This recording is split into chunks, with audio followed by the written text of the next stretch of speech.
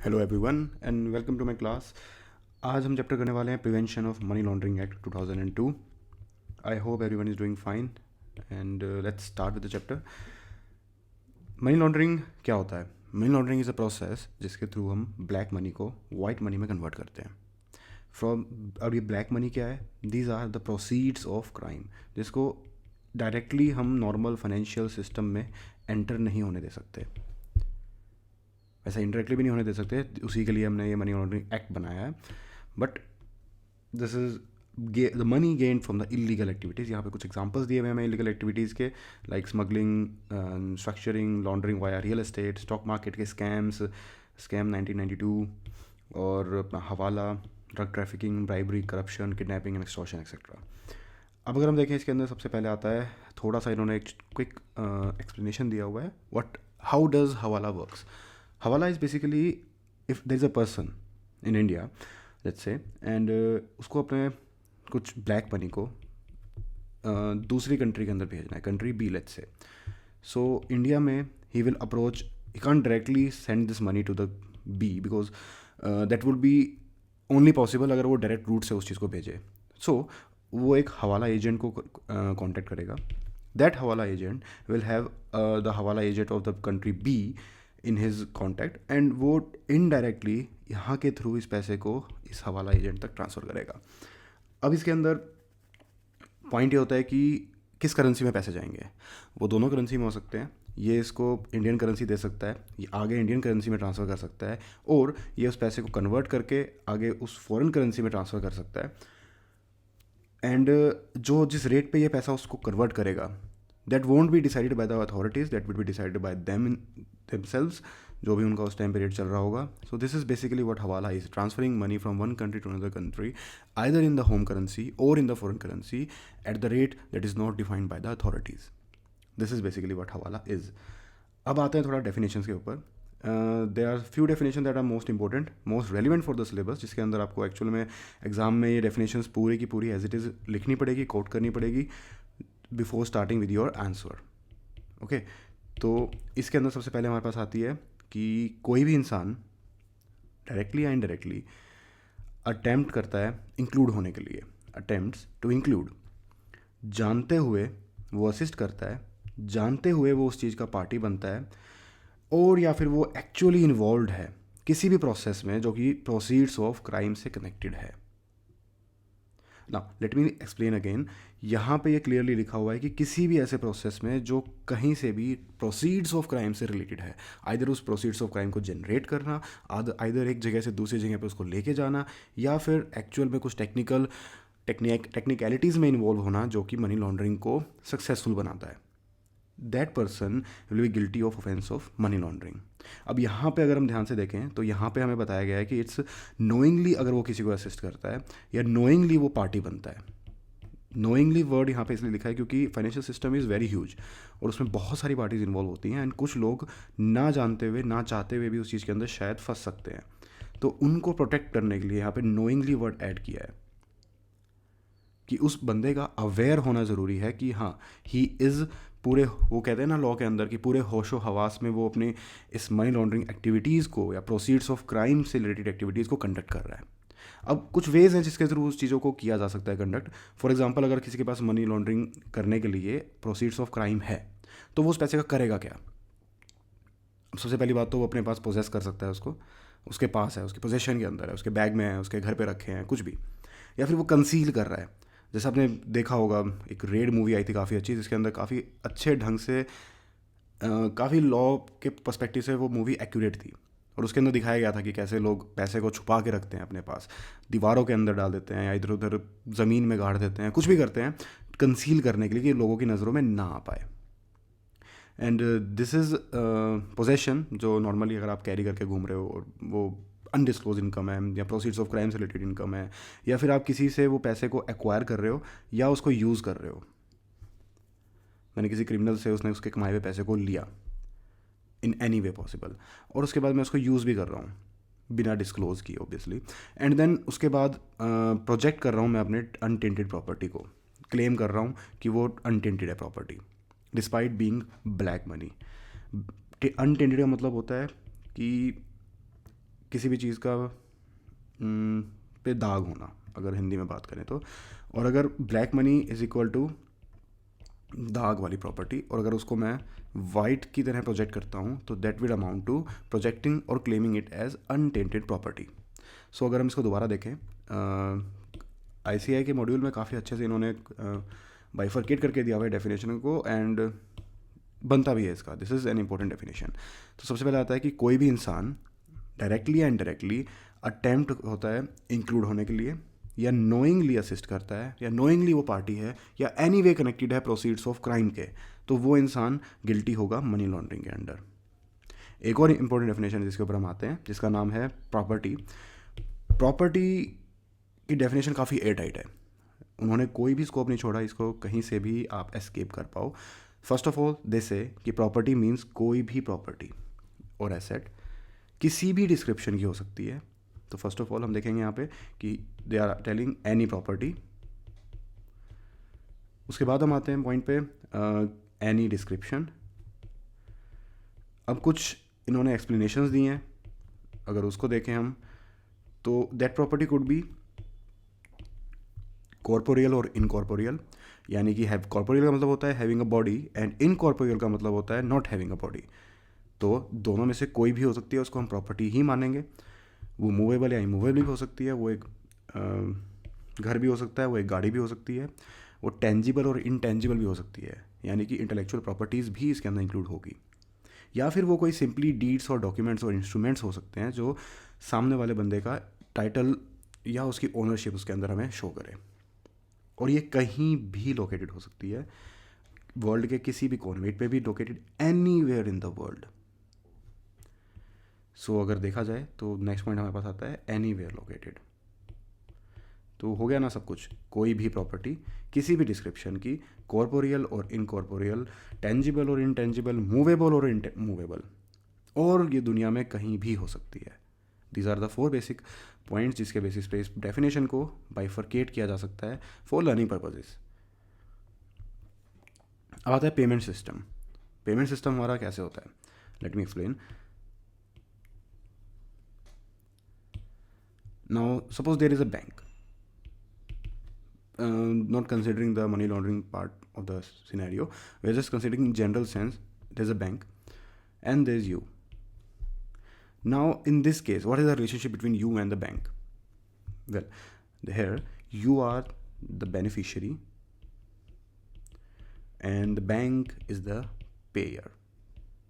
If you are making a transfer of transaction to another bank or another person, in that case you are the beneficiary on whose benefit bank is holding your money, and then if you are making a transaction, then bank is the payer who's transferring the money from where you want to transfer this money. ठीक है, सो this is the basically payment system. Pair and beneficiary का relationship होता है, involving को क्या क्या चीज़ें करते हैं, वो क्लियरिंग करते हैं, पेमेंट्स करते हैं, सेटलमेंट सर्विसेज करते हैं and what not. Okay, now अगला पॉइंट आता है हमारे पास शेड्यूल्ड ऑफेंसेस। हमारे यहाँ पे 3 शेड्यूल दिए गए हैं। Schedule A, part A of schedule 1 schedule, और just called schedule, part B of the schedule and part C of the schedule. Part B के अंदर हमारे पास आता है 1 करोड़ से ऊपर के ऑफेंसेस। ए और बी में कुछ भी मेंशन नहीं है, सो इट्स लाइक नॉर्मल। अगर ट्रांसफ़र की बात करें तो इन एनी वे, अगर आप किसी को बेच रहे हो, किसी से ख़रीद रहे हो, किसी को गिरवी रख रहे हो, या कुछ चीज़ें प्लेज कर रहे हो, या फिर कोई गिफ्ट दे रहे हो किसी को, या कोई लोन दे रहे हो किसी को, anything is amount to transfer. और या फिर आप किसी को अपना राइट, अपना टाइटल या अपना पोजेशन और अपना लियन दे रहे हो, everything is including transfer. This is not much relevant, this is for the, आपको याद करने या रटने की जरूरत नहीं है, बट हाँ आप काफ़ी टाइम से काफ़ी एक्ट्स में ये चीज़ें पढ़ते आ रहे हैं, तो it's not much of a big deal. अब नेक्स्ट पॉइंट आता है, जितने भी हमारे पास फाइनेंशियल इंटरमीडियरीज एंड एवरीथिंग है, उनके बारे में थोड़ा सा एक्सप्लेनेशन दी गई है यहाँ पे डेफिनेशंस में। फर्स्ट ऑफ ऑल जैसे देखा जाए कि बैंकिंग कंपनी क्या होती है, जो कि बैंकिंग रेगुलेशन एक्ट में रजिस्टर्ड है। बेनिफिशियल ओनर कौन होता है, जिसके बारे में मैंने बात किया कि जिसके बिहाफ में ट्रांजेक्शन्स ये बैंक्स, इंटरमीडियरीज और ये सब अकर करते हैं। नाउ आता है क्लाइंट, जो कि यूजुअली लोग होते हैं, बिजनेसमैन्स, क्रिमिनल्स, और ये जो भी इनके क्लाइंट्स होते हैं, दीज आर द पीपल जिनके बिहाफ में ये सारी इंटरमीडियरीज और ये सारी इंस्टीट्यूशंस एक्ट करते हैं। उसके बाद आता है हमारे पास फाइनेंशियल इंस्टीट्यूशन, जो कि section 45 I of the reserve bank of India act के अंदर रजिस्टर्ड हो, जिसमें इंक्लूड होता है, ये ध्यान से देखना, जिसमें फाइनेंशियल इंस्टीट्यूशन यहाँ इस केस में includes chit fund company, housing finance institution, an authorised person, a payment system operator, a non-banking financial company, and the Department of Post in the government of India. Everyone is included in the financial system. Intermediary की अगर हम बात करें तो यहाँ पे कुछ acts दिए हुए हैं जिनके अंडर अलग अलग इंटरमीडियरीज रजिस्टर्ड होती हैं. तो अगर एक्ट को हम देख लें, उनको याद करना इजी होगा, और उसके बिहाफ में जो जो चीज़ें होंगी उनको याद करना फिर एक बाइफर्केशन के पॉइंट ऑफ व्यू से थोड़ा ईजी हो जाएगा. तो पहले देखते हैं हम securities and exchange board of India act. ये वो एक्ट है जो आपने कहीं ना कहीं कभी ना कभी अपने कोर्स ऑफ सिलेबस में अभी तक पढ़े होंगे या सुने होंगे. Securities and exchange board of India act सबसे पहला. नेक्स्ट आता है फॉरवर्ड कॉन्ट्रैक्ट रेगुलेशन एक्ट और एनी अदर मेंबर और any other association. Pension fund regulatory and development authority. And last आता है सिक्योरिटीज़ कॉन्ट्रैक्ट रेगुलेशन एक्ट. ये दो हमारे सिलेबस में है. तो एनी रिकॉग्नाइज स्टॉक एक्सचेंज, सबसे पहले रिकॉग्नाइज स्टॉक एक्सचेंज जो सबसे मेन चीज़ है, बड़ी चीज़ है, that will be registered under the securities contract regulation act. उसके बाद जो उनकी इंटरमीडियरीज़ हैं, बेसिक उस स्टॉक एक्सचेंज की इंटरमीडियरीज जो हैं उसके नीचे जो आती है सेकंड लेयर बेसिकली कह सकते हैं, that is registered under the securities and exchange board of India act. जिसमें हमारे कुछ अगर फॉर एग्जांपल अगर देखें तो इसमें आता है स्टॉक ब्रोकर का broker, that sub broker, then share transfer agent, STA भी बोलते हैं इसको, banker to an issue, trustee to a trustee, registrar to an issue, merchant banker, underwriter, portfolio manager, investment adviser or any other intermediate associated with the securities market and registered under section 12. Next point आता है records. Records are maintained in any books form or stored in the computer. So basic definition, not a big deal. आगे अगर देखें तो आता है हमारे पास reporting entity. Reporting entity means कोई बैंकिंग कंपनी, कोई फाइनेंशियल इंस्टीट्यूशन, कोई intermediary or any person carrying on a designated business or profession, जिनके बारे में हमने ऊपर बात की. ये सब रिपोर्टिंग एंटिटीज़ के अंदर आती हैं. जो भी एंटिटीज़, जो भी ऑर्गेनाइजेशंस कस्टमर्स के क्लाइंट्स के बिहाफ पे जो डील कर रही हैं, उनको गवर्नमेंट को कुछ रिपोर्टिंग्स करनी पड़ती है, कुछ रिपोर्टिंग रिक्वायरमेंट्स हैं जिनको हम आगे पढ़ने वाले हैं. तो जो भी एंटिटीज़ हैं जो जिनको ये रिपोर्टिंग करनी होती है, that are accumulatively considered as reporting entity in a single word अगर उनको कहा जाए. नाउ आता है हमारे पास पॉइंट, कुछ डेजिग्नेटेड बिजनेसेस हैं जिनके ऊपर गवर्नमेंट एक खास नज़र रखना चाहती है, क्योंकि they become a crucial part of the entire money laundering. अब वो क्या चीज़ें हो सकती हैं? For example if you have cash, तो उस सबसे पहले हम स्टार्ट ही करते हैं कैश से. यू हैव कैश ना, अगर इसको आप पहली बात तो इसको कन्वर्ट करने की कोशिश करोगे आप. अब कन्वर्ट करने के लिए आपके पास क्या क्या वेज हो सकते हैं? Either you can buy property or you can convert them into jewellery, क्योंकि बहुत सारा कैश छोटी सी ज्वेलरी में कन्वर्ट हो जाता है तो उसको छुपाना ईजी हो जाता है. और आप उससे गैम्बल कर सकते हो, और उसके बाद आता है हमारे पास कुछ सिक्योरिटीज़ में या बॉन्ड्स में आप कन्वर्ट करा सकते हो, जिससे वो पेपर फॉर्म में आ जाए एंड आपका और इजी हो जाए उसको कन्वर्ट करना. तो these are some little things जिसके बारे में, जिसको मनी लॉन्ड्रिंग के अंदर कहीं ना कहीं किसी ना किसी पार्ट पे यूज़ किया जाता है, और इन सब को रेगुलेट करने के लिए गवर्नमेंट ने इनको डेजिग्नेटेड बिजनेस के अंदर डाल दिया है. तो कोई भी इंसान, जो भी डीलर पर्सन है, अगर वो safe keeping and administration of cash यानी लॉकर फैसिलिटीज़ जो होती हैं, अगर वो उसमें इन्वॉल्व है, तो उस केस में he will be covered under the designated businesses. या वो लिक्विड सिक्योरिटी यानी कि बॉन्ड्स में या फिर इस टाइप की शॉर्ट टर्म सिक्योरिटीज़ के अंदर डील करता है. एंड अगर देखें ये कैश का हो गया. एंड अगर देखें कन्वर्जन की बात करें तो आता है प्रॉपर्टी. तो रियल एस्टेट एजेंट्स को यहाँ पे कवर कर दिया प्रॉपर्टी को कवर करने के लिए. नेक्स्ट आता है ज्वेलरी. तो प्रेशियस मेटल्स में, प्रेशियस स्टोन्स में और हाई वैल्यू गुड्स के अंदर जो भी डील करता है उसको यहाँ कवर कर लिया. देन हमारे पास आता है कोई भी पर्सन जो है, गवर्नमेंट ने ये तो सच अदर पर्सन वाली चीज़ आ गई है कि नोटिफिकेशन के थ्रू गवर्नमेंट कभी भी डेजिग्नेट कर सकती है कुछ भी अलग पर्सनस को, जो यहाँ पे इंक्लूड अभी नहीं है. और स्टार्टिंग में अगर देखें तो कसिनो वाला पॉइंट आ गया, जुआ खेलना या ये सब चीज़ें करना, मनी को एक जगह से एक हाथ से दूसरे हाथ तक पहुँचाने का काफ़ी ईजी रास्ता है ये. देन आता है inspector general of registration. Yes, ये गवर्नमेंट है but still this is highly prone to corruption and converting your money into white money. काफ़ी इंपॉर्टेंट पार्ट बनता है। तो अगर हम दोबारा देखें तो हमने कैश को कवर किया, फिर हमने कन्वर्ट किया उसको प्रॉपर्टी में, ज्वेलरी में, या फिर हमने फिर उसके साथ गैम्बल किया। ये सब चीज़ें डेजिग्नेटेड बिजनेसेस के अंदर आती हैं, और गवर्नमेंट कुछ अदर भी ऐड कर सकती है एज़ पर देयर रिक्वायरमेंट या जैसा उनको लगे। अगर हम आगे चलें, सबसे पहले आता है हमारे पास पनिशमेंट ऑफ मनी लॉन्ड्रिंग वाला पॉइंट, बट वो देखने से पहले हम देखेंगे कि मनी लॉन्ड्रिंग एक्चुअल में काम कैसे करता है। सो this is the entire process of money laundering, step 1, step 2 and step 3। Step 1 में क्या होता है कि first and the initial stage of money laundering, जहाँ पे ब्लैक मनी जो है उसको सिस्टम के अंदर, फॉर्मल फाइनेंशियल सिस्टम के अंदर डाला जाता है। फॉर एग्जांपल, अगर suppose this is a criminal, इसके पास प्रोसीड्स ऑफ क्राइम आया, now he have cash in his hand.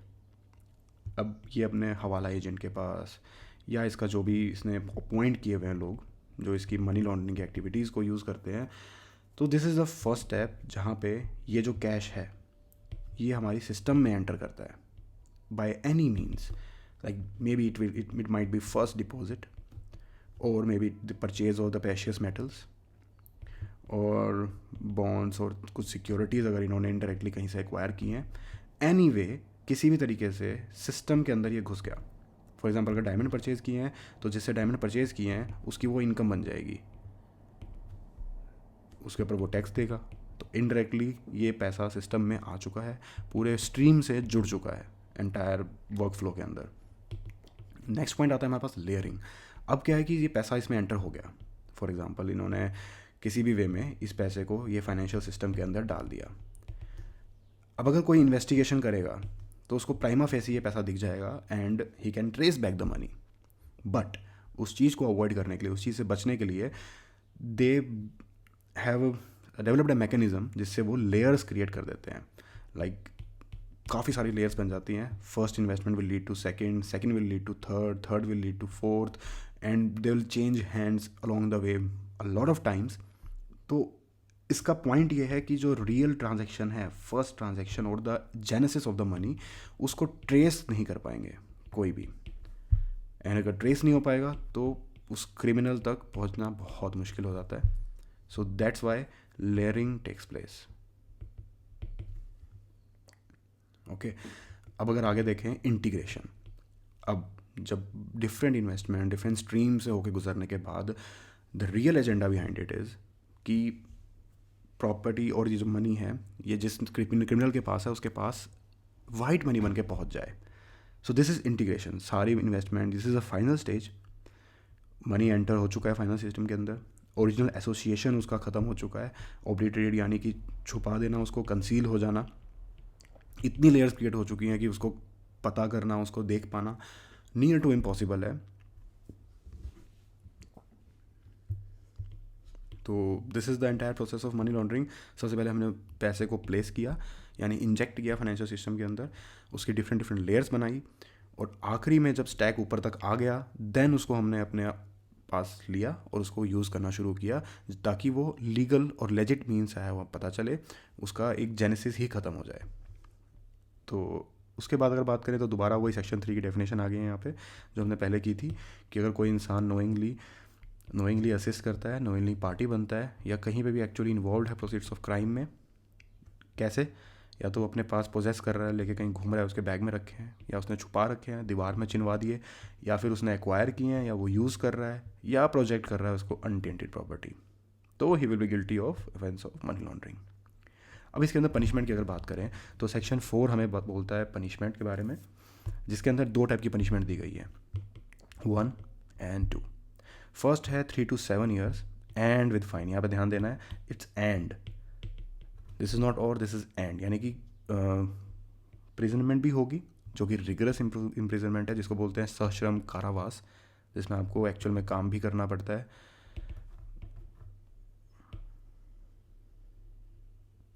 और काफ़ी हार्श होती है बाकी नॉर्मल इम्प्रिजन के कंपेरेटिवली।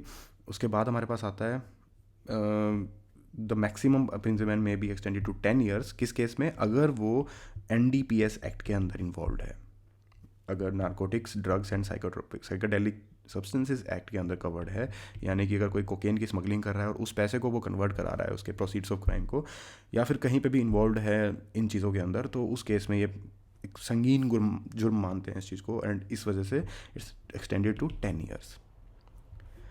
एंड नाउ अगर हम नीचे देखें तो हमारे पास 3 चीज़ें आती हैं: अटैचमेंट, एडजुडिकेशन एंड कॉन्फिस्केशन। अगर